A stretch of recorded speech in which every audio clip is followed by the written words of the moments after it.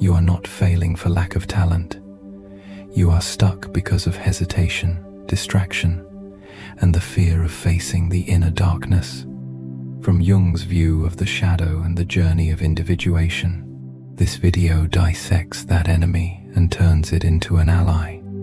Musashi says, "Do nothing that is of no use." We wield a minimalist blade. Cut the useless, forge discipline, act without fear. You receive a clear practice plan to master yourself. When you master yourself, life conforms to you. Do not separate training and life. Is not just a fine motto. It is a worldview in which every moment is a dojo, and every smallest action carves the shape of who we are into reality. If we split those two realms, we live as two different people. One who tries hard in the gym, then one who lets go in the rest of life. That split becomes fertile soil for three covert enemies: hesitation, laziness, and fear. They do not show up with drums and banners. They slip into the cracks between what we know we should do and what we actually do. The victory or defeat of a human life is not decided on the stage, but in the daily acts that seem trivial. Miyamoto Musashi understood this with the instinct of a warrior who lived on the edge of life and death. He wrote, "Do nothing that is of no use." The line is as short as a cut, yet it is a comprehensive subtraction. Subtract procrastination, subtract illusion, subtract the extraneous moves that dull the sword of living. When this principle becomes the standard, each day turns into an exam. Does this act serve my aim or not? If not, drop it. Ruthlessness toward the useless is long-term compassion for oneself, because life is finite. Discipline for the useful is not harshness, but loyalty to the deepest aim. From Carl Gustav Jung's vantage point, the three enemies Musashi names are not external forces. They are contents of the shadow in analytical psychology, energies repressed, avoided, and unacknowledged by consciousness.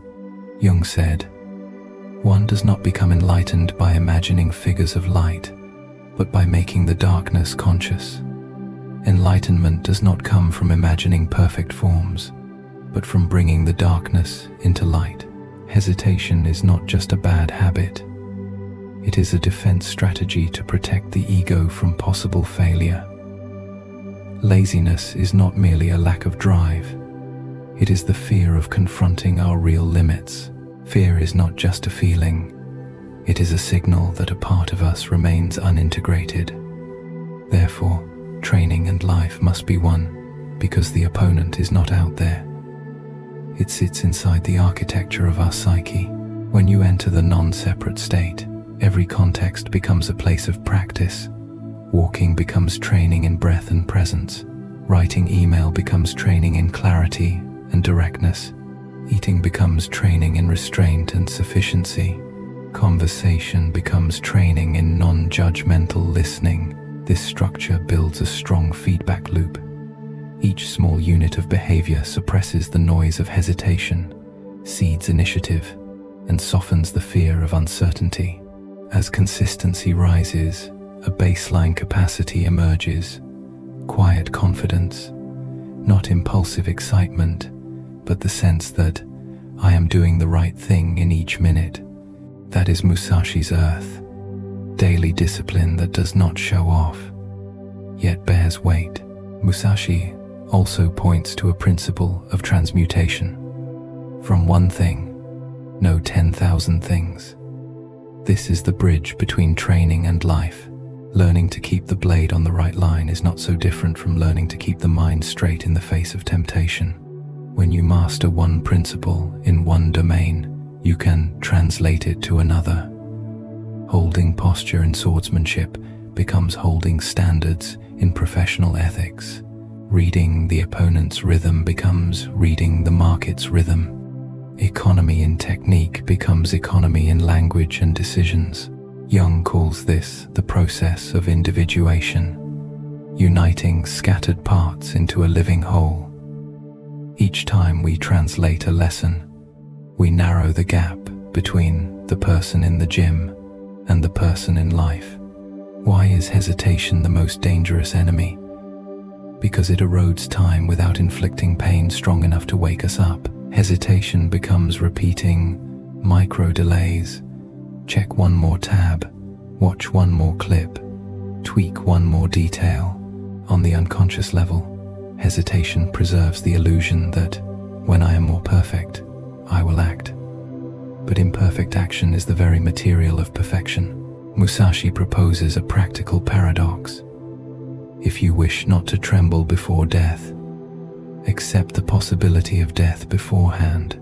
That acceptance frees us from defensive obsession, so our actions become lean, straight, and decisive.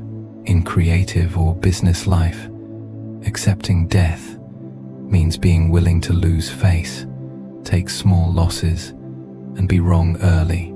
That is how you shorten the learning curve and compound the courage to act. Laziness is different. It is not always doing nothing, but doing things that create no real thrust. We stay busy, yet do not advance. In Jungian terms, this is the occupation of complexes that want to evade the demands of the aim. The remedy is not adding more motivational slogans, but resetting the value order with Musashi's principle. Before adding one habit, cut one useless thing. As cognitive space clears, energy reconcentrates. Focused energy ignites the fire of momentum, and momentum continues to burn off the residue of laziness and fear. Fear is an honest compass. It points to what matters. Jung does not warn us to eliminate fear, but invites us to negotiate with it. Turn it into a signal, not a shackle. At the operational level, act like a warrior. Break the battle down to a size your body can tolerate under stress. Each strike short, clean, targeted. Each small step, repeated in ordinary days, creates a new frame of reference for the nervous system. We learn that I survive action. Then I can repeat it. Then I become the kind of person who does this. Identity forms from the bottom up, not from declarations. So how do training and life fuse concretely? Picture 3 tiers. 1. Discipline foundation. Choose a morning rite of 15-20 minutes. Not to check a list, but to teach the body to recognize an active state. Example: 5 minutes of breathing plus 5 minutes journaling. 1 daily aim plus 5 minutes rereading the principle. Do nothing that is of no use, and striking one useless task you will not do today. 2. Principle transfer. Each week, pick one core skill at work and ask, what is the key principle? Once you grasp it, apply it to another life domain. Remember Musashi, from one thing know 10,000 things. This builds an interwoven network of meaning and increases the felt continuity between training and life. 3. Face the shadow. Spend 10 minutes at night to write one line responding to Jung's sentence. One does not become enlightened by imagining figures of light, but by making the darkness conscious. What was your darkness today in action? Which part did you bring to light through a specific act? Note 1. Strike for tomorrow to continue. When this process runs long enough, you will see a new psychological terrain. The border between training and living fades. The motifs of the Book of 5 Rings move naturally. Earth keeps you balanced amid change. Water teaches you to glide with the current rather than fight it. Fire turns pressure into focus. Wind opens multi-angled views of people and tasks. Void grants quiet space to act, without being drowned by inner noise. There is no show time separate from real practice time. The whole day is a formation in motion. The key point: integration is not doing everything perfectly, but doing one right thing in a way that propagates. One right choice in the morning pulls a chain of right choices. One encounter with fear sets a new standard for courage. One cut of the useless frees time for the essential. Repeat this causal chain long enough, and your self-perception restructures. You are no longer the person who waits for inspiration, but the person who creates momentum with small, steady acts. When identity changes, hesitation, laziness, and fear do not vanish, but they lose command. They become data, no longer orders. Musashi lived where a blink of hesitation could cost a life. We do not live on that battlefield, yet our existential risk is no less. Each day, we may trade freedom for convenience, depth for surface, discipline for self-soothing. Do nothing that is of no use is the blade that severs us from those silent costs, and Jung tells us to aim that blade inward. One does not become enlightened by imagining figures of light, but by making the darkness conscious. When the two principles meet, we gain a clear action matrix. Face the shadow, name the enemy, cut the useless, and train the principle across every domain of life. Practical close. Choose one anchoring behavior each morning to fuse training living. Choose one useless thing to cut today. Choose one small fear to step into within 24 hours. You do not need to wait for a perfect version of yourself to begin. As Musashi showed, from one thing done right, you will know 10,000 things. Live this way. Your greatest enemy is no longer hesitation, laziness, or fear, but complacency. And when training becomes life itself, life becomes the place where you ceaselessly refine who you are. If in part one we fused training and life to cut away the useless, then part two goes deeper. We turn that awakened blade straight toward the center of the ego. Musashi may have been undefeated in more than 60 duels, yet the decisive victory did not happen on the battlefield. It happened where no one applauds, in the silent room of the inner world, where the supreme enemies are the invisible oscillations called hesitation, laziness, and fear. Here, Jung gives us the psychological map, and Musashi gives us the method of action. The two routes meet at one point, conquering oneself. History tells of Musashi as a formidable warrior, but the glory on the outside is only the shadow of discipline on the inside. For in his words, the way is in training. When the way is in training, every minute becomes an assay. Can willpower defeat inertia? Can clarity defeat vagueness? Can action defeat hesitation? When we let habit go to battle for us each day, we understand why triumphs in the world are only the consequence of countless silent victories within. From Jung's vantage point, this supreme battle is called facing the shadow. Jung warns, one does not become enlightened by imagining figures of light, but by making the darkness conscious. Light does not come from fantasy, but from looking straight at the dark and naming it accurately. What is hesitation, if not the ego's unconscious effort to delay testing its real capacity? What is laziness, if not a tactic to dodge the discomfort of change? What is fear, if not a reminder that some part remains unintegrated? Jung states the level of challenge plainly. The shadow is a moral problem that challenges the whole ego personality, for no one can become conscious of the shadow without considerable moral effort. We need not only courage, we need a moral effort to see what we prefer not to see. And then, at the decisive hour, Jung sets the ultimate question: do we dare to accept ourselves completely, in order to transcend ourselves. The most terrifying thing is to accept oneself completely. Musashi does not theorize, he prescribes emotion. Do nothing that is of no use. When placed on the inner front, this disciplinary declaration becomes a daily drill. Cut one excuse for delay, one loop of avoidance, one refined micro-procrastination.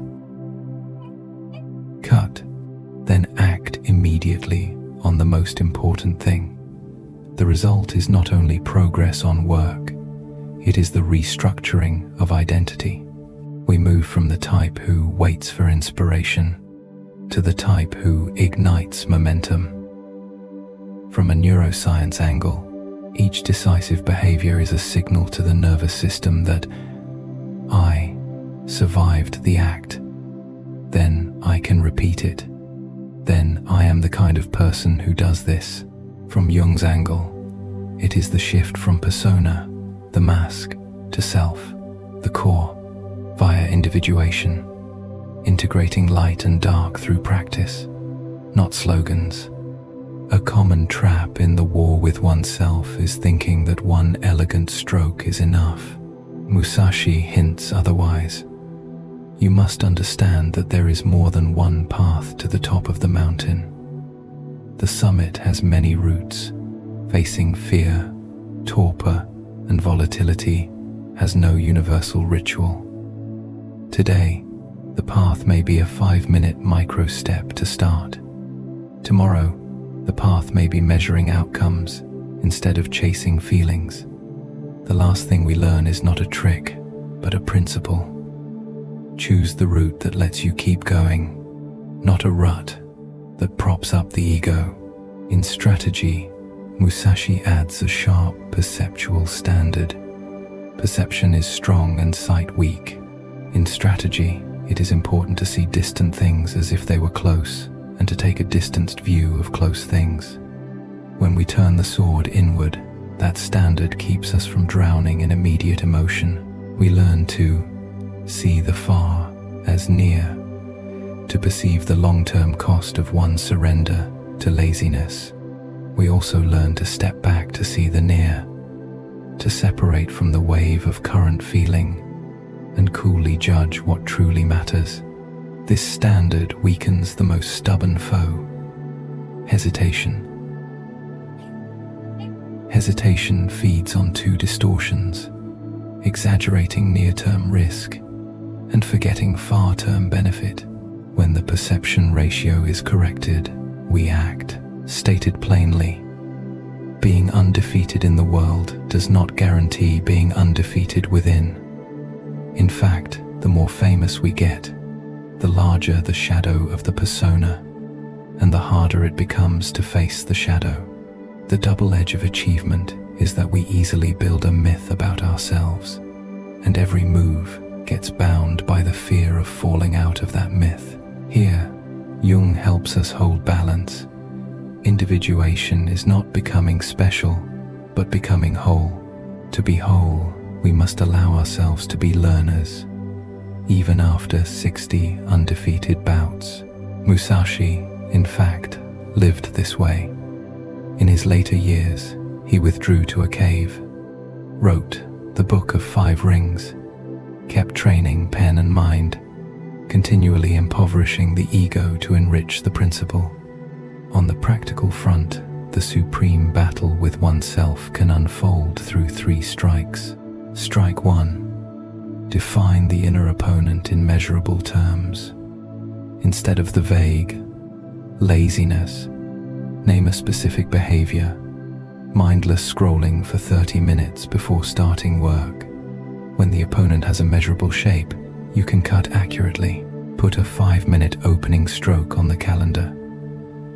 No need to wait for a mood. Each small cut trims hesitation's power.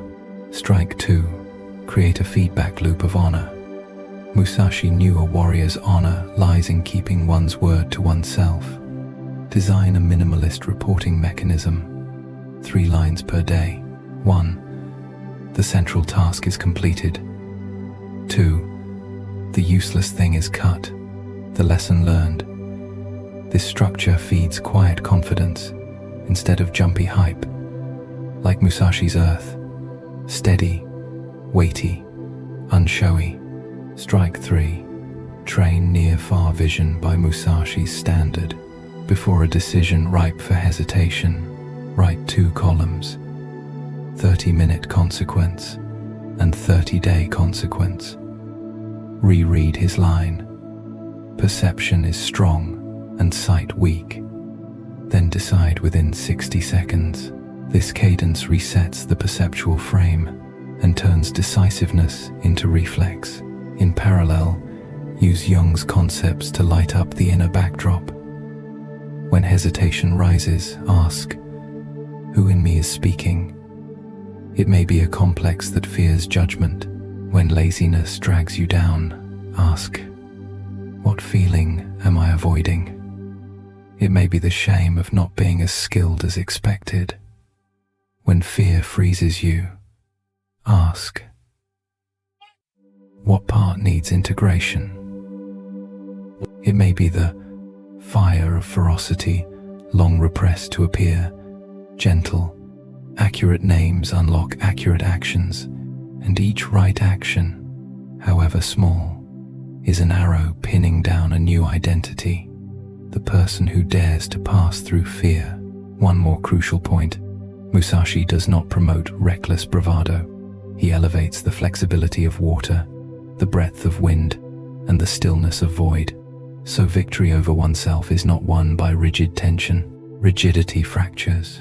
Flexibility, breadth, and stillness keep energy flowing so we can be decisive without rashness, steadfast without blindness. In that state, discipline is no longer coercion, but the natural elegance of a balanced inner system. Then, in a recurring cycle, each time we win small over ourselves, the outer world rearranges.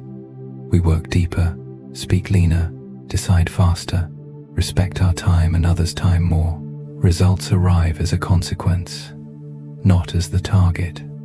This is how Musashi could remain undefeated. He was undefeated because the wavering ego no longer ruled him. And Jung gives us the language to grasp why. When the shadow is made conscious and integrated, it becomes a resource, not resistance. In sum, 60 undefeated bouts are only a mirror.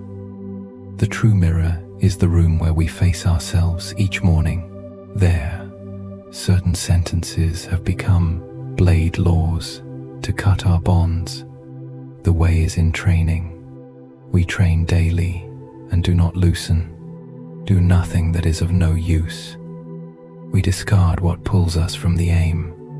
You must understand that there is more than one path to the top of the mountain. We choose the fitting route to keep moving. And from Jung, we always remember, one does not become enlightened by imagining figures of light, but by making the darkness conscious.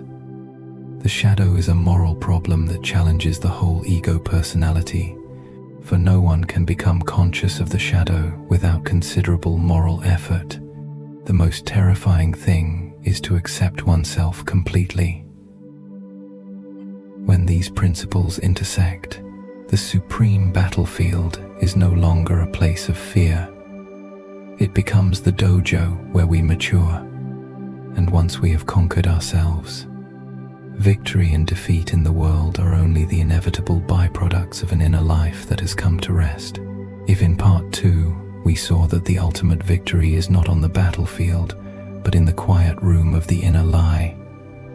If in part 6 we ran the Book of 5 Rings as a living operating system, Earth holds the axis, water gives flexibility, fire endures heat, wind widens scope, void creates stillness. Then, part 7 is the daily operating charter, the Dokudo.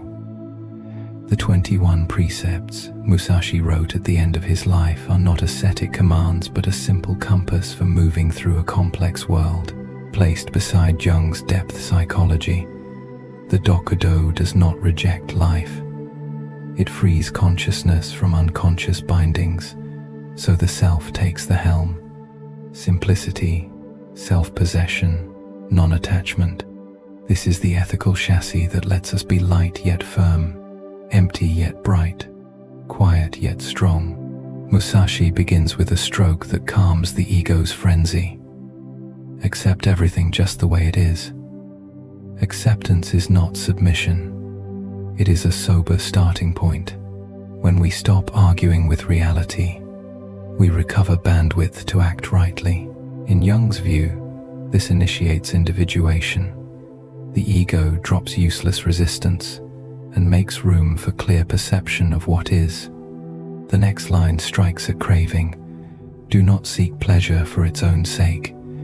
Pleasure is not banned, only return to its place reward, not purpose. When we are unmoored, pleasure drives us via complexes. When we are grounded, we use pleasure as fuel after meaningful action. He goes on to cut the trap of half-baked feeling. Do not, under any circumstances, depend on a partial feeling. Feeling has value as data, not as destiny. If we lean on a thin slice of emotion, we decide in the penumbra of momentary mood. Jung reminds us, until you make the unconscious conscious, it will direct your life and you will call it fate. To avoid being led by a slice, we must name the unconscious motive beneath it. Only then is intuition clear and decisions clean. Another moral pillar of the Dokudo is practiced humility. Think lightly of yourself and deeply of the world. Thinking lightly of oneself is not self-abasement. It is removing the persona's mask so the eye can admit the world as it is. When we hold ourselves lightly, we learn fast, correct fast, transform fast in the spirit of, from one thing, know 10,000 things. In contrast, thinking heavily of oneself straps the ego into the captain's chair. The ship no longer sails by bearing, but rocks to vanity. Desire slimming is the thread through the whole. Be detached from desire your whole life long. Do not regret what you have done. Never be jealous. Resentment and complaint are appropriate neither for oneself nor others. These are not standalone lines but a removal system. Detach from desire so it cannot yank you. Release regret so the past cannot anchor you. Drop jealousy so it cannot burn you. End resentment so it cannot erode you. Jung adds an ethical mirror. The most terrifying thing is to accept oneself completely. Once we dare full self-acceptance, we no longer try to patch self-worth with envy or complaint. We use reality to forge capacity. Musashi moves straight into the soil of daily life, where temperament slips into habit. Do not let yourself be guided by the feeling of lust or love. In all things have no preferences. Be indifferent to where you live. Do not pursue the taste of good food. Do not hold on to possessions you no longer need. Severe at first glance, simple in practice. Do not let immediate pleasures set the priority order. Do not turn preferences into chains. Do not let outer conditions define inner quality. Do not let palate and objects commandeer your attention. Minimalism is not impoverishment. It is putting things in their right places so meaning has room to breathe. As we reduce outer hooks, we unbuckle bells from the shadow's cloak. Unconscious dependencies lose handholds to yank us. Do nothing that is of no use is not on the Dokudo list, yet it thrums as an underground rhythm. Here Musashi locks tight with technique. Do not collect weapons or practice with weapons beyond what is useful. Same spirit. Tools are only tools.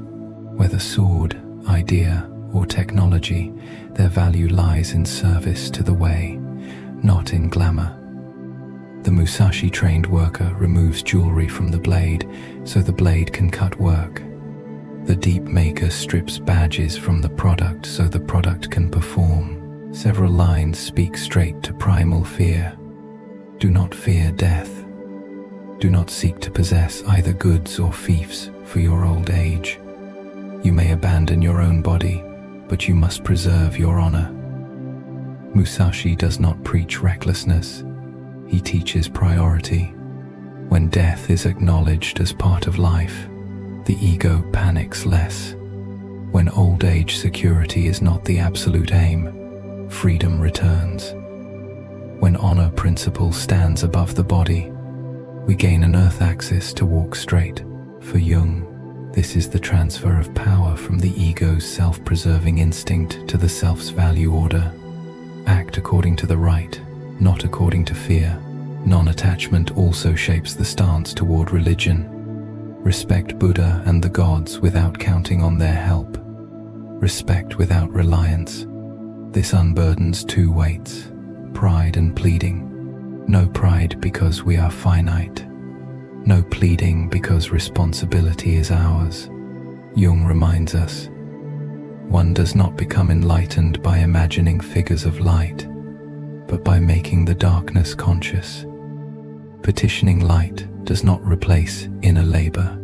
Reverence does not conflict with self-reliance if we are honest about our own darkness. The seal line of the Dokodo cuts like a closing blade. Never stray from the way. To not stray is to hold to core principle, what has been confirmed through training, proven in adversity, refined by many angles of observation, and set quietly within void. With no straying, tactics can flex without losing the center. Jobs, projects, and cities can change without changing the caliber of action. Plug all 21 into modern life, and the layout is practical. 1. Minimalize attention. In all things have no preferences. Means do not let likes block aims. Run the frame. Aim principles. Schedule tasks. Preferences queue behind. Not erased, just ordered. 2. Material self-possession. Do not hold on to possessions you no longer need. Do not seek to possess either goods or fiefs for your old age. Practice one in, one out for objects. One project in, one project out for work. One spend in, one offset out for money. Fewer external anchors. More maneuverability. 3. Non-attachment in relationships. Never be jealous. Resentment and complaint are appropriate neither for oneself nor others. Drop the expectation they must be like me. Replace with the commitment, speak truth and respect. Relinquish control over others' emotions. Retain control over your own behavior. 4. Refine appetite. Do not pursue the taste of good food. Be indifferent to where you live. Not a ban on enjoyment. A refusal to let comfort standards dictate value standards. When comfort is tool, not telos, stamina returns. 5. Emotional discipline. Do not, under any circumstances, depend on a partial feeling. Before big choices, write the 30-minute, 30-day columns so feeling stands in its place. Reference data, not driver. 6. Ethics of action. You may abandon your own body, but you must preserve your honor. Honor here is not public image, but consistency between word and deed, principle and choice. When forced to choose, choose the right even at cost. To keep the Dokodo from staying a slogan, bind it to a daily cadence. Even a 15-minute behavior schedule suffices. Morning, read one precept. Noon, apply it to one decision.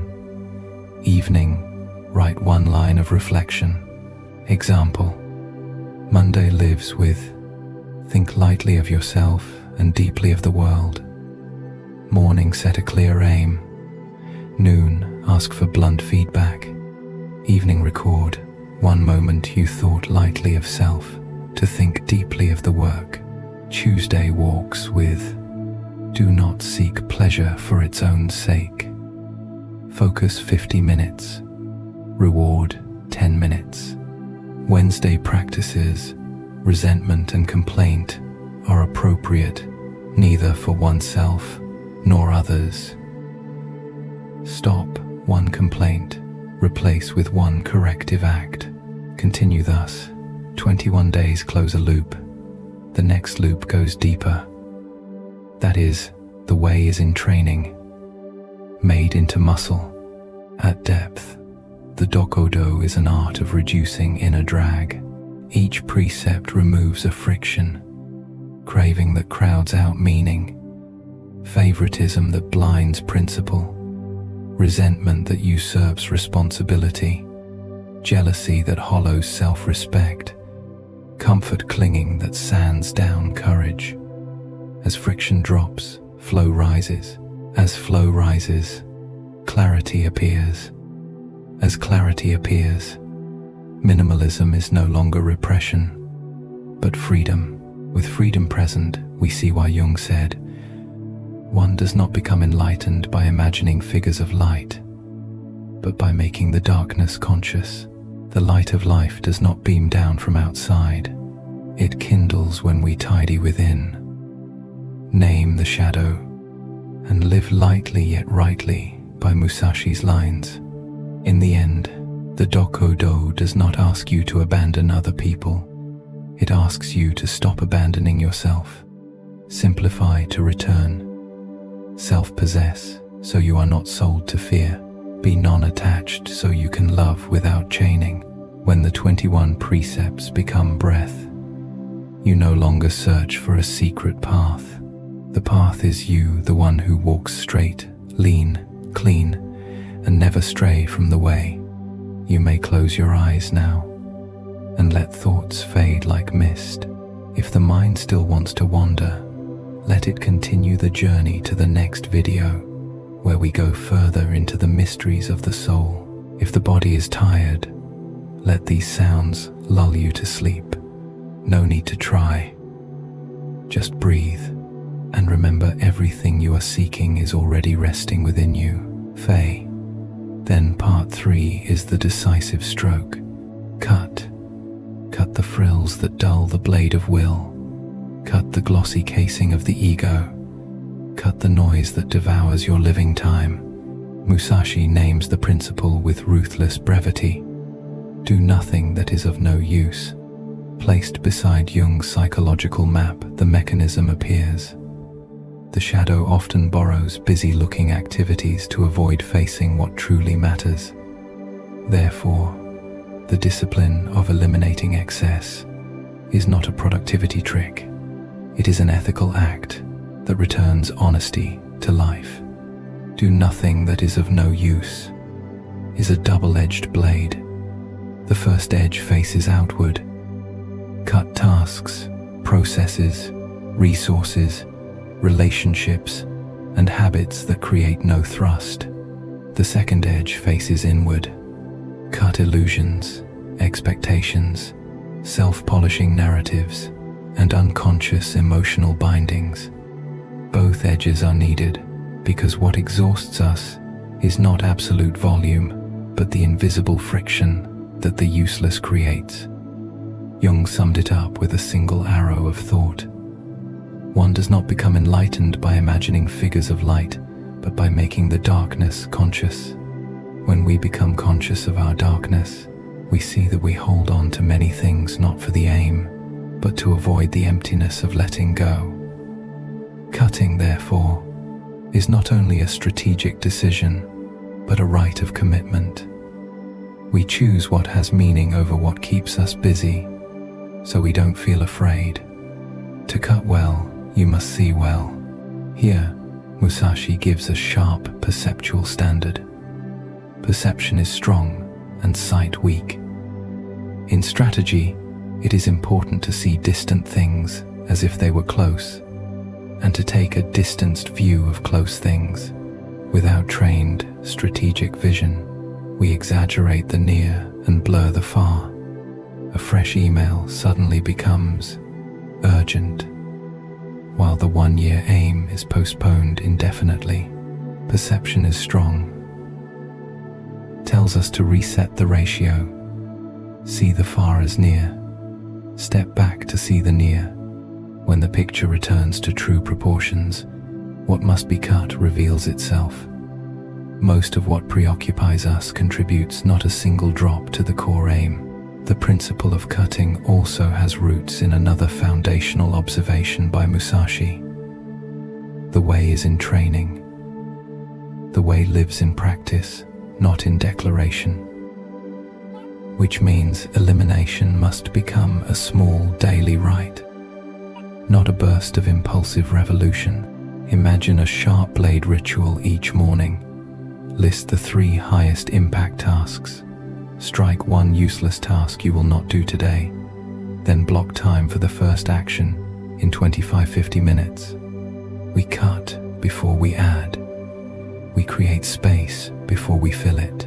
Each day, like this, is a honing stroke that makes the blade of focus sharper, and also a pledge. We choose to live by principle, not by mood. At the transfer level, Musashi says, from one thing, know 10,000 things.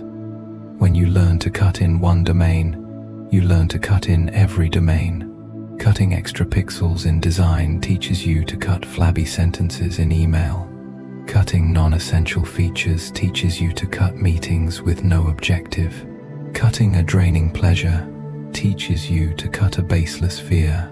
And in this transfer process, Jung explains that you are walking the path of individuation. The scattered parts of you, the worker, the lover, the creator, the contemplative begin to speak the same language of principle. When all domains run on one law, inner power becomes linear and stops leaking. But what do you cut first? This is the strategic question. Answer: cut. Primary friction. Identify the choke point where energy loss is greatest. It is usually one of 3 things. 1. An overcomplicated process. 2. Noisy information. Or 3. Vague commitments. Overcomplicated process breeds hesitation. Noisy information creates disguised laziness. Vague commitments nourish fear. Each morning, pick one oscillation to strike. Compress the process to 3 controllable steps. Shut off the noise for 90 minutes. Rewrite the commitment into a measurable outcome. You do not need a minimalist life. You need a minimalist spine that every decision can grip. The strongest persuasion behind do nothing that is of no use is not stoic morality, but the math of opportunity. Remove 20% of the useless, and you open 20% capacity for experiments, deep learning, and quality rest. Compounded opportunity is what separates the good from the exceptional. From another angle, Jung delivers a decisive blow. Minimalism has a philosophy of courage. The most terrifying thing is to accept oneself completely. To accept oneself completely is to accept limits. Accepting limits forces choice. A few important things instead of many attractive ones. Cutting, therefore, is a statement of identity. We are not chasing a glossy image. We are pursuing a meaning, large enough to serve. We must also name the common fallacies that resist cutting. Fallacy 1. This might be useful later. True, but later cannot justify today. If it truly matters, it will survive multiple rounds of filtering. Fallacy 2. I can multitask. Musashi would remind you, you must understand that there is more than one path to the top of the mountain. The summit has many routes, but each step places one foot. Multitasking feels fast. Minimalism in the right place is the real fast. Fallacy 3. I fear missing out. This is the shadow's voice. fear of lacking intrinsic value masked by the chase for surface value. Jung would ask us to look straight. What we fear missing is recognition, not progress. Once seen, we release more lightly. Perception is strong and sight weak. Also points to a lean cognitive technique. Jump out of the vantage point of the current emotion. Before each keep or cut decision, write 2 columns, the 30-minute consequence and the 30-day consequence. Decide, as if your 30-day later self is looking back at today. Most of the time, the 30-day later self will thank you for cutting. They will live in a lower friction environment with more cognitive space, the only condition under which high-level creativity occurs. In the language of the 5 rings, cutting is earth and void at once. Earth, foundational discipline, daily right, repeated decisions.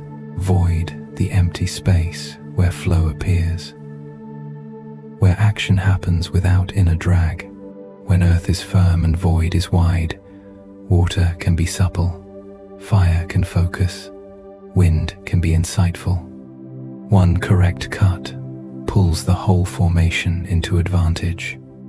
Refuse to cut, and you accept. Fighting in mud. Every step loses momentum. Yet minimalism does not equal cold austerity. Musashi is a warrior of effectiveness, not a machine. His principle is always tied to living aims. We do not cut to be empty. We cut to make room for what has soul. A writer cuts bloated sentences so the true voice rings. A product maker cuts peripheral features so the core experience is coherent. A leader cuts excess meetings to reserve time for real conversations. The minimalist blade is thus an aesthetic tool. It reveals the beautiful structure of the work. At the deepest layer, do nothing that is of no use is also a remedy for the existential anxiety of an age glutted with options.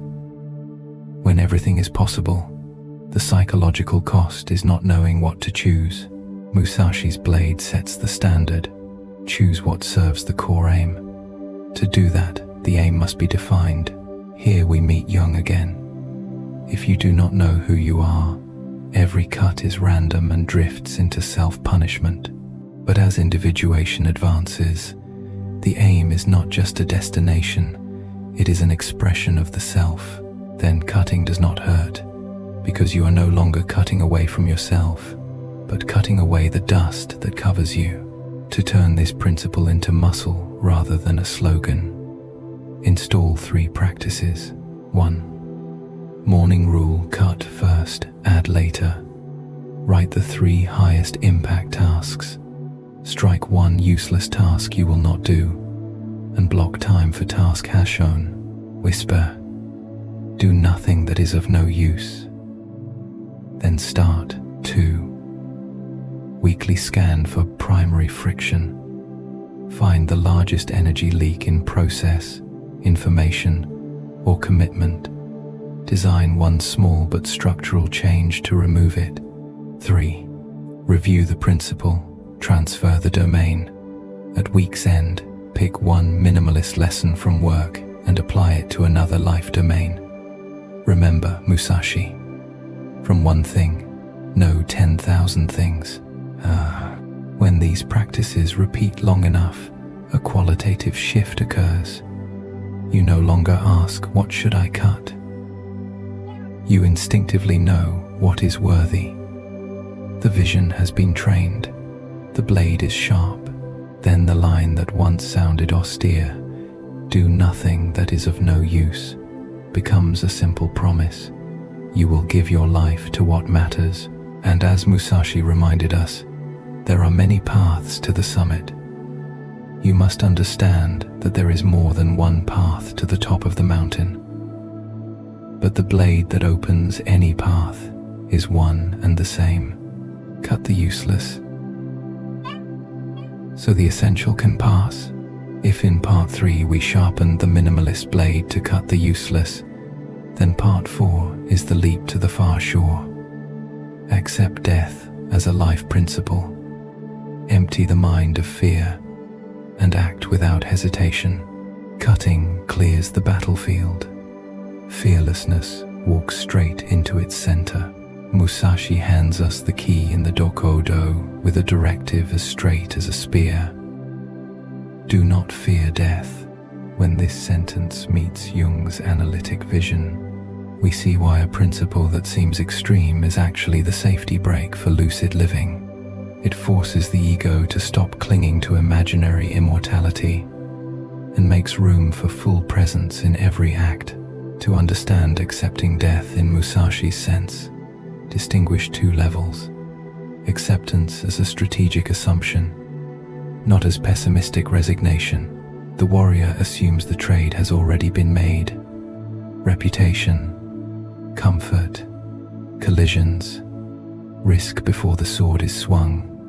Thanks to that assumption, every movement becomes lean, straight, and forceful. No more invisible addendum clauses that the ego slips into every decision. Save face, gain praise, avoid pain, dodge error. The enemy of decisiveness is not lack of technique, but those addendum clauses. Musashi cuts them with the premise already accepted. Accept loss, accept cost, accept the worst outcome if it comes. And precisely because of that, energy is freed for the one thing that matters: action. From the depth of analytical psychology, Jung calls those clauses the unconscious entanglements of the shadow. The need for applause, the fear of rejection, the craving for control, the obsession with perfection. He wrote, "One does not become enlightened by imagining figures of light, but by making the darkness conscious." Accepting death in the symbolic sense is a technique for bringing the shadow into awareness. The ego must acknowledge finitude, step off the throne of omnipotence, and face risk as it is. When this happens, an inner ethical portal opens. The most terrifying thing is to accept oneself completely. Accepting oneself fully entails accepting the possibility of failure, loss, and even fading away. That acceptance does not make us weak. It removes the fear of losing face, so we hesitate less and command action more. Musashi shows the link between fearlessness and long vision. He writes in the Book of Five Rings, "Perception is strong and sight weak." In strategy, it is important to see distant things as if they were close, and to take a distanced view of close things. The one who fears death always exaggerates the near a criticism. A small risk and blurs the far. Long-term meaning, dignity, the path. When you assume you have already died, the ratio flips. You see the far as near, and you step back to see the near. Fear remains present, but it no longer commands. Command returns to principle and aim. Here, fearlessness is not recklessness. It is a new order of perception, where long-term value referees short-term decisions. A common mistake is to equate fearlessness with impulsiveness. Musashi does not endorse blind death-wish behavior. On the contrary, he always warns about rightness through practice. The way is in training. Acceptance of death becomes a capacity only when trained daily into an ethical reflex. Face what is hard. Choose the meaningful act, though it is uncomfortable. Refuse the useless, though it is enticing. Repetition forms the bone marrow of courage. The fearless in Musashi's sense do not wait for fate to knock to be brave. They practice bravery on a small scale, regularly. Each time you tell the truth instead of dodging, own a mistake instead of excusing, begin instead of delaying, you perform a microsurgery of fearlessness. Jung supplies the mechanism that turns accepting death into an inner integration project. The fear of death is the kernel of every other fear. Fear of the end of self-image, of exile from the herd, of losing control. When we learn to sit with that foundational fear, we do not exterminate it. We reallocate its energy into the self, the coordinating center of the whole. The result is a new spiritual quality. Calm, not numb detachment, but ethical calm. It lets us choose rightly, even while the heart pounds. At this level, fearlessness is not no fear, but fear and still right. And right here has a standard. Right for the core aim, right for the chosen principles, right for the structure of the emerging self. How do we transfer this principle into work, creativity, leadership, and relationships? 3. Practice modules form a closed loop. 1. Morning. Risk oath ritual. Write 2 lines. What is the biggest risk if I do today's important thing? What is the greatest value if I do it? Silently read Musashi's words. Do not fear death. Then start with 1 5-10-minute action. When the nervous system experiences I acted and did not collapse, fear shrinks. Repeated long enough, fear changes roles from driver to useful alert. 2. Musashi's near-far frame. Before a key decision, write 2 columns, 30 minutes and 30 days. Decide as the person in the 30 days column. Reread, perception is strong and sight weak. To recalibrate the ratio, this is perceptual fearlessness. Not erasing fear, but placing it in proper proportion. 3. Shadow integration per Jung. Name the inner voice that wants to retreat. Fear of shame, fear of rejection, fear of losing control. Write 1 direct counterline. I may be laughed at, but I choose to act. This is not a soothing slogan. It is an ethical decision that returns authority to the self. Recall Jung's line, one does not become enlightened. To remember you are doing real illumination work, bringing darkness to light through action. We also need a touchstone for fearlessness, flexibility. Musashi wrote, "You must understand that there is more than one path to the top of the mountain. The impulsive clings to one method. The fearless will change routes if the new route reaches the summit faster." Accepting death also means being ready to let die the plans you once loved, to be loyal to the aim rather than to the ego. Fearlessness is daring to dismantle your own constructions when they have served their purpose. That is the temperament of water and wind alongside fire.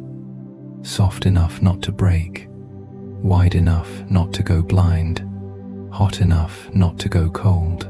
In creativity, fearlessness is the power to release the work even when it is not perfect. Hesitation often hides under the banner of further preparation. Accepting death makes you willing to die a little, be criticized, be revised, be taught. The way is in training. Reminds us that there is no path to mastery except a loop of presenting, receiving feedback, and refining. Careers wither not from lack of ideas, but because their authors refuse to die small the necessary number of times. In leadership, fearlessness is the will to say the hard thing, cut losses, and take responsibility.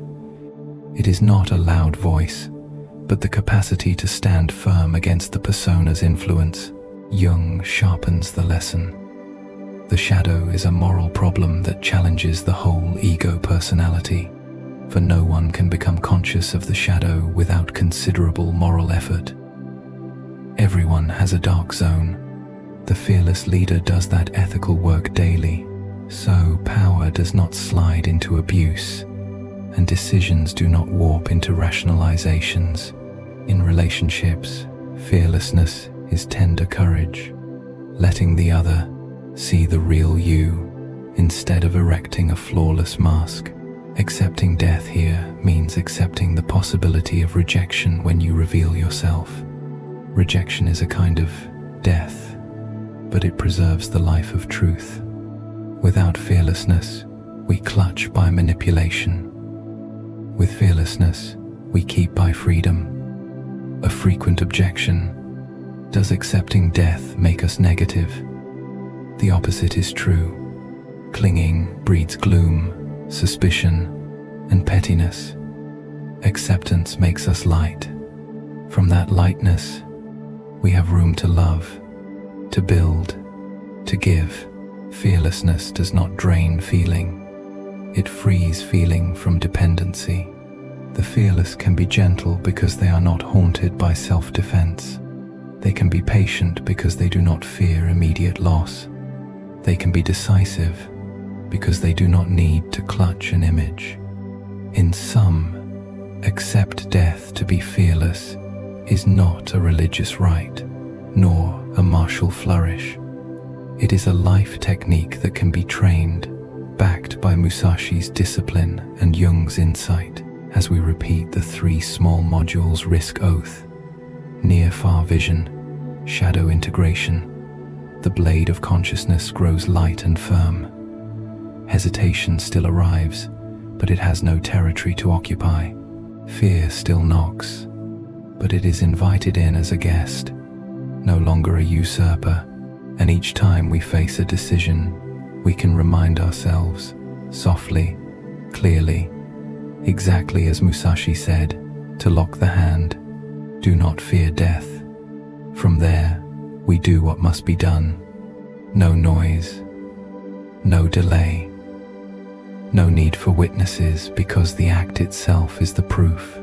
If in part 4 we had decisively accepted death to release courage and act without hesitation, then part 5 is the long-range path, turning courage into mastery through lifelong learning and the art of transferring principles. Grit in decision-making is only the start. A life of consequence demands a learning mechanism that is sustained, orderly, and deep. Musashi is direct. The way is in training. When the way lies in training, mastery is not a gift of genius, but the result of a learning system, regular, methodical, and continually generalizing principles for use across domains. That is the spirit of the core line. From one thing, know 10,000 things. From one thing, know 10,000 things does not promote shallow versatility. It demands a pivot deep enough to lever up 10,000 links. You study one thing down to the root. Structure, principles, leverage points, failure signals, operating rhythm.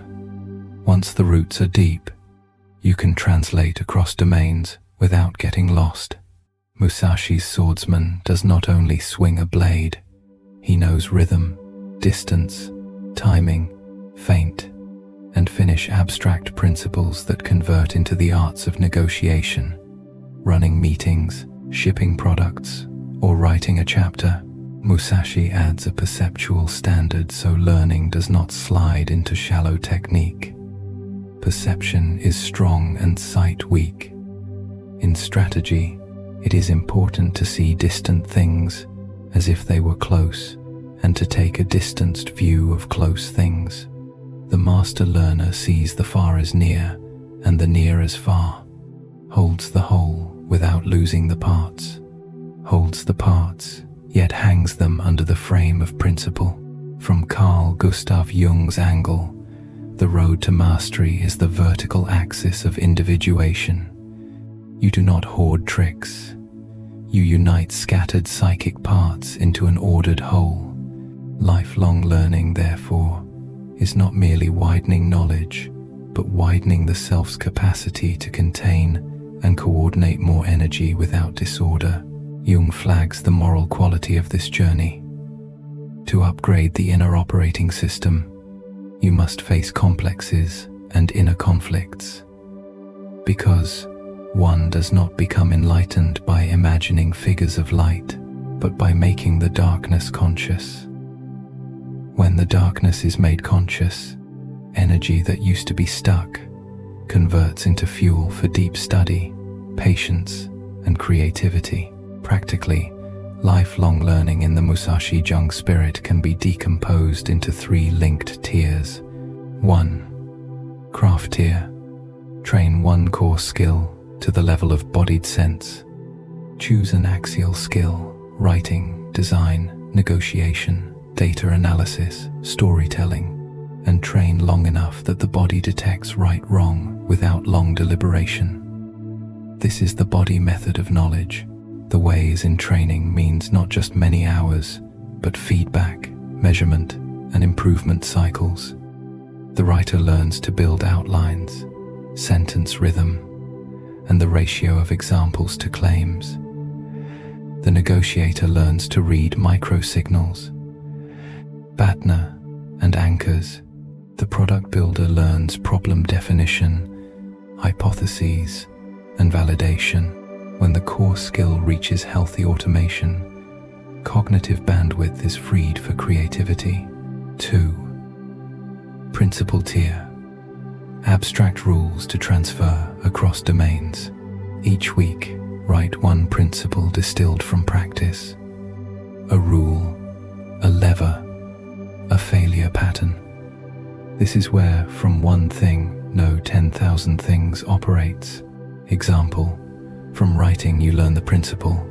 The shortest line is from problem to conclusion, then apply it to product. Feature descriptions must connect straight to user value, not zigzag.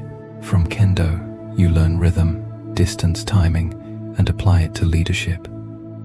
Choose the right moment to give feedback. Keep the right distance between control and delegation. Create a steady review cadence. Every successful principle transfer is a weld that makes the ego less fragmented. 3. Character tier. Integrate the shadow, so learning does not snap. Many study much, yet break under pressure. The reason is not a lack of knowledge, but an unintegrated shadow. Fear of criticism breaks the feedback loop. Vanity blocks correction. Unrefined ambition turns focus into obsession. Jung reminds us, the shadow is a moral problem that challenges the whole ego personality. For no one can become conscious of the shadow without considerable moral effort. Mastery requires moral effort. Place the right above the comfortable, principles above image. Then learning becomes the refinement of character, not a scavenger hunt for certificates. From this base, transfer principles into 3 arenas: business, creativity, and self-development. Business. Many firms fall into the trap of adding rather than refining. Musashi reminds, do nothing that is of no use. In strategy, cut projects not tied to core KPIs, cut features that do not raise customer lifetime value, and cut meetings with no decisions. From one core skill like customer interviewing, abstract the principles, open questions, reflection, drilling to root causes. Then transfer them to sales, hiring, and partnerships. Perception is strong and sight weak. Reminds teams to keep near-far vision, hold 12, 24-month benefits while handling weak-month signals. Masterful leaders do not chase noise. They hold the axis and let principle lead. When the market turns, they recall, you must understand that there is more than one path to the top of the mountain. Tactics flex, principles do not. Creativity. Durable creativity runs on training rhythm, not on mood. The way is in training. Writers, painters, musicians, filmmakers need a ritual. Fixed hours, quality inputs, constrained exercises. Each piece is an experiment closed by a feedback loop. The transfer principle here, structure before style. Learn structure, composition, pacing, motif, contrast, before you break form on purpose. Jung adds a crucial thrust. Touch the collective unconscious through symbol. When an artist works deep enough with personal material, symbols surface naturally and reach audiences because they recognize themselves without being named. That is when the self, rather than the persona, leads. Self-development. Personal growth often breaks because it lacks an axis. Musashi supplies the axis. Learn abstract transfer. Jung supplies the adhesive. Integrate the shadow, so the learning loop is not jammed by pride. Set a 6-12-month capability goal.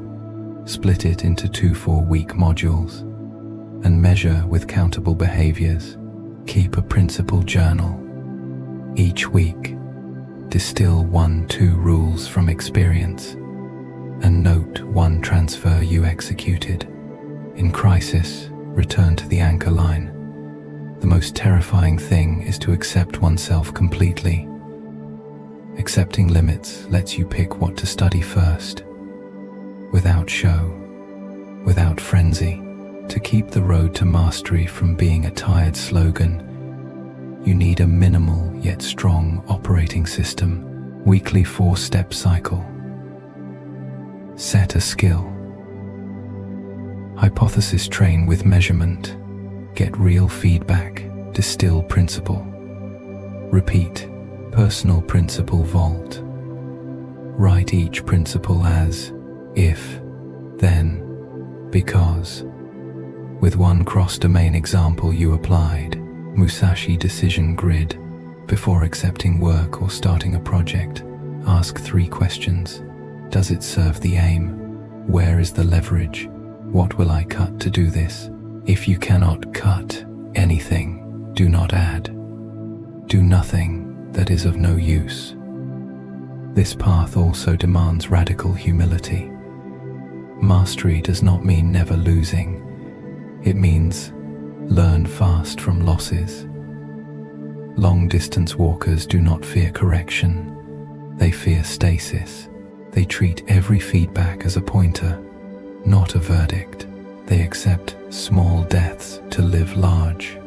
Here, Musashi's counsel and Jung's vision meet again. The courage of action and the courage of self-knowledge are 2 faces of the same coin. One face sends you into the arena. The other keeps you from being swept away by the ego. Ultimately, mastery is a measure of attention quality. When attention rests on principle, every detail finds its place. When attention is dragged by noise, the principle shatters. Keep honing one skill until the hand holds rhythm. The eye sees near far. The heart can bear feedback. Distill a principle each week and transfer it to a new domain. Face the shadow so the learning loop does not snap under vanity. And whenever you drift, remind yourself of the anchor lines that have carried many across the mountain. The way is in training. From one thing, know 10,000 things. Perception is strong and sight weak. In strategy, it is important to see distant things as if they were close and to take a distanced view of close things. And from Jung, one does not become enlightened by imagining figures of light, but by making the darkness conscious. The shadow is a moral problem that challenges the whole ego personality, for no one can become conscious of the shadow without considerable moral effort. The most terrifying thing is to accept oneself completely. When these anchors are clipped into daily practice, lifelong learning stops being an exhausting slogan. It becomes a rhythm that is lean, deep, and meaningful. You no longer chase a new skill each month. You build a thicker system of principles. You no longer panic before competitive pressure. You see the far as near and the near as far. And on that path, each small, correct, repeated step builds a steady bridge from the 1 to the 10,000. from a person who is learning to a person who is masterful. If in part 5 we had established the mechanism of mastery through lifelong learning and the art of principle transfer, from one thing, know 10,000 things, then part 6 is the moment to deploy those principles into a complete formation, the Book of 5 Rings. The 5 elements, earth, water, fire, wind, void, are not just martial metaphors. They form a spiritual operating system, Musashi designed for living, learning, and fighting at once. Placed beside Jung's psychological map, a precise machinery appears. Earth gives a spine of discipline, water gives the power of self-regulation, fire forges resilience under pressure, wind opens perspective and reads both the opponent and the ego. Void opens a quiet field where action proceeds without being dragged offline by inner noise. Earth. Foundation, discipline. Earth is ground heavy, steady, load-bearing. In the Scroll of Earth, Musashi affirms a simple, irreplaceable truth. The way is in training. No strategy stands without the cycle train measure correct repeat. Earth forces us to turn right ideas into scheduled, rhythmic, standardized habits. In Jung's view, Earth corresponds to the early phase of individuation, when we build riverbanks for the inner stream, hours, rituals, healthy boundaries, so energy does not spill everywhere. An undisciplined ego is easily dragged by complexes, for until you make the unconscious conscious, it will direct your life, and you will call it fate. Earth frames governing behaviors. 1 hour of core training each morning, 1 review to cut the useless, and 1 fixed feedback cadence. Earth is the power of consistency. Unflashy, but enduring. Compression here generates the force that powers the other rings. Water. Adaptation. If Earth provides the axis, water provides flexibility. Water takes the shape of its vessel and finds a path in any terrain. Musashi stresses adjusting rhythm, distance, and timing to conditions. Perception is strong and sight weak. In strategy, it is important to see distant things as if they were close and to take a distanced view of close things. Those who see the far as near and step back to see the near do not cling to yesterday's plan. They update mental models with new data. For Jung, water hints at reconciling the persona and the self. We drop the need to look always right and adopt a learning stance. Water is also nervous system management, knowing when to press and when to release, so discipline does not burn you out. Optimize a healthy cadence, do not scorch it. Water saves Earth from rigidity and prepares us for fire where pressure spikes. Fire, meeting adversity. Fire is heat. In battle or life, pressure reveals substance. Musashi demands an ethical quality, not just technique. Grit, decisiveness, and willingness to pay the price. He warns about near-far miscalibration, so near-fire does not burn long aims. Perception is strong and sight weak. Adversity is the convergence test of earth and water. Discipline keeps you intact. Adaptation keeps you unbroken. In Jung's depth, fire is the negotiation with the shadow. One does not become enlightened by imagining figures of light, but by making the darkness conscious. The heat of hardship burns away, glossy varnish, and exposes complexes. Fear of shame, of losing control. If we face them, fire becomes a forge, not a wildfire. We do not lose fear. We learn to be afraid yet right, letting long-term value referee short-term choice. Fire then yields the core adult quality, calm in chaos. Wind, reading others, multi-perspective. Wind is air, and knowledge of other currents, opponents, markets, teams, and also the eye within. In the Scroll of Wind, Musashi watches other schools' styles to avoid surprise without being absorbed by them. Today, wind is strategic perception and bounded empathy. We read others' rhythm to choose our line, yet we do not lose our earth axis. Musashi reminds, you must understand that there is more than one path to the top of the mountain. Seeing many routes is not losing direction. It is the wisdom of context over ego. With Jung, wind evokes meeting the inner other anima. Animus to balance hard soft, reason feeling. Multiple angles improve negotiation and leadership, and also quiet the ego's defensive reflex. When we see ourselves as one vantage among many, we grow less extreme, less defensive, and decisions get clearer. Void, no mind. Flow, void is full. Emptiness, a non-conditioned space where movement happens without inner commentary dragging it slow. Musashi writes of nothingness as a cognitive attainment, not clinging to technique so tightly that technique imprisons you, not clinging to win-lose so tightly that you lose the way. It is not no thinking, but not being thought by thinking. Here, earth has become reflex, water intuitive ease, fire a quiet strength, wind a wide gaze. All converge into a stroke that is right time, right place. In Jung's terms, void coincides with the self taking the coordinating seat. The inner parts stop fighting for volume, so a lucid stillness can speak. The most terrifying thing is to accept oneself completely. Once truly accepted, we no longer defend with noise. The mind is empty yet bright, action paired yet effective. Modern flow describes something close to void.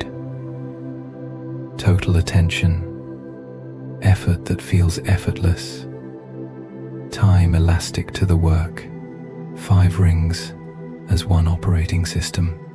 The elegance of the Book of 5 Rings is systemic. Each ring stands alone and interweaves.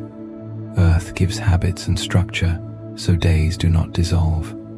Water regulates, so the structure does not become a shackle. Fire stress tests, turning structure and flexibility into tensile strength. Wind widens the picture, so choices are not blinded by subjectivity. Void locks the whole with stillness, so mind power, feeling do not drown each other. Brought into business, creativity, and self-development. This is an OS that bridges strategy and depth psychology. Business. Earth equals operating cadence, OKRs, review rituals. Water equals timely pivots on data. Fire equals discipline to take small losses to learn fast. Wind equals user research, competitor reading. Cross-functional orchestration. Void equals decisive judgment under incomplete information. Creativity. Earth equals writing hours, structural frameworks. Water equals change form when stuck. Fire equals ship before perfect. Wind equals read many voices and traditions. Void equals the moment the work writes itself. Self-development. Earth equals core habits. Water equals self-adjust when life shifts rhythm. Fire equals step into hard zones. Wind equals receive feedback without defensiveness. Void equals full presence with the next right act. 3 daily practices to make the 5 rings live. 1. Morning earth fire frame. 50 minutes of core training. Do one hard but right thing first. Whisper. The way is in training. Then, 2. Midday water wind frame. Scan new signals, adjust priorities. Ask if I stood in the opponent's shoes. What would I do? Note 1 cut. Do nothing that is of no use. 3. Evening void frame. 5-10 minutes of quiet breath watching. Write one line on what was learned. Recall Jung. One does not become enlightened by imagining figures of light, but by making the darkness conscious. Name one small shadow seen today.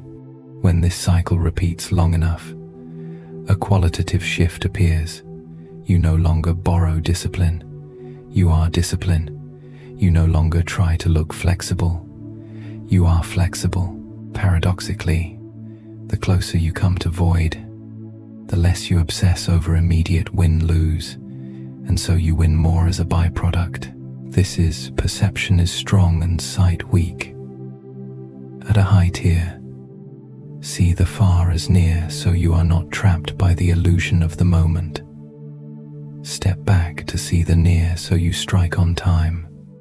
In closing, the Book of Five Rings is not archaic dogma, but a cognitive architecture installable in a modern schedule. Earth gives ground to stand firm. Water gives current, so you do not petrify. Fire gives a forge, so you do not go soft. Wind gives open sky, so you do not grow narrow. Void gives a quiet dome, so the blade travels straight, clean, and true. When the five are activated together, Musashi's line becomes lived experience. You must understand that there is more than one path to the top of the mountain. The paths are many, but the operating system that makes any path steady is one. Train, adapt, endure heat, widen perspective, and keep the mind empty bright.